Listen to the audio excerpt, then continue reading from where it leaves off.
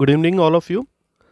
कल हमने डिस्कस किया था एचसीएफ एंड एलसीएम चैप्टर और उसमें हमने बेसिक्स पे काम किया था और उस बेसिक्स पे हमने सीखा था कि किस तरह से दो या तीन नंबर अगर हमें गिवन है तो एचसीएफ और एलसीएम को कैसे निकालते हैं, इसके बारे में हमने कल के सेशन में बात की थी। आज के सेशन में हम लोग डिस्कस करने वाले हैं, इसी के अंदर होता है हमारा टाइप 1 प्रॉब्लम, जिससे हर साल पेपर में एक क्वेश्चन जरूर आता है। और ये फॉर्मूला मैंने कल की क्लास में बताया था कि अगर हमारे पास में दो नंबर्स हैं जिनका हमें एचसीएफ एलसीएम निकालना है और अगर हम लोग उसका एचसीएफ और एलसीएम निकालते हैं और उनको मल्टीप्लाई करते हैं तो उसकी जो प्रोडक्ट वैल्यू होगी वो हमेशा उन दोनों नंबर्स के प्रोडक्ट के इक्वल होगी।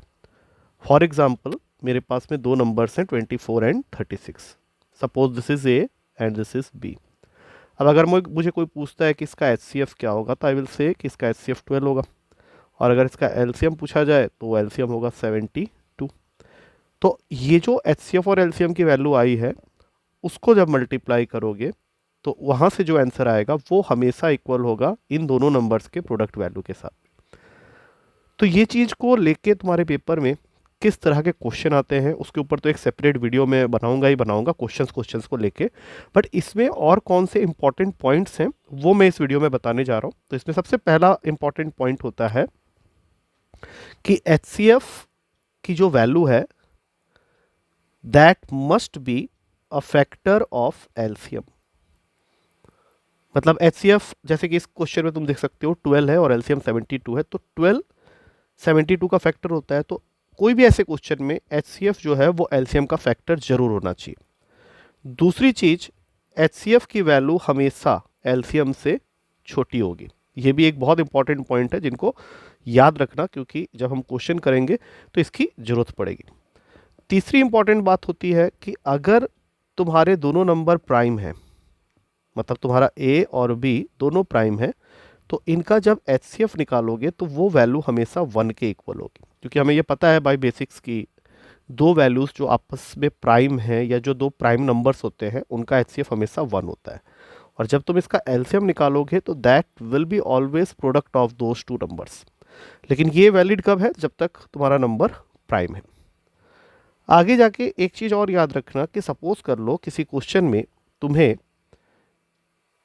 एचसीएफ की वैल्यू पहले से पता है, मतलब तुम्हें एचसीएफ क्वेश्चन में ऑलरेडी गिवन है, तो तुम जब नंबर लेट करने जाओगे, जैसे एचसीएफ अगर मुझे पता है किसी क्वेश्चन में कि 12 है, तो तुम नंबर्स को लेट कर सकते हो instead of A and B 12A and 12B।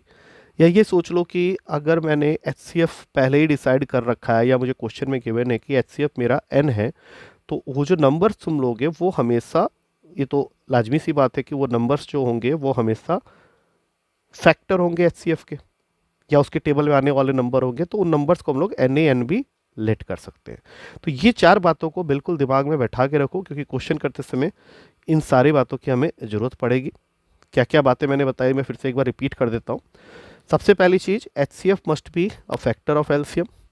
HCF must be less than LCM.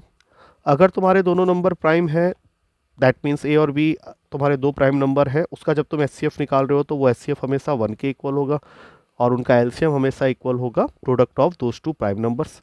और अगर किसी क्वेश्चन में एचसीएफ की वैल्यू ऑलरेडी गिवन है, सपोज n, तो तुम नंबर्स को एज्यूम कर सकते हो instead of A and B, you can assume the numbers as N A and N B.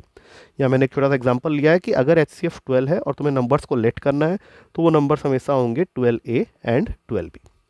अब इसका जो नेक्स्ट वीडियो होगा हम लोग उसमें इसी से रिलेटेड जो भी क्वेश्चंस हैं वो देखेंगे, और उस वीडियो में जितने भी क्वेश्चंस मैं डिस्कस करवाऊंगा that will be all dealing with this particular form जो मैंने यहाँ पे लिखा हुआ है, that is HCF into LCM is equals to product of two numbers.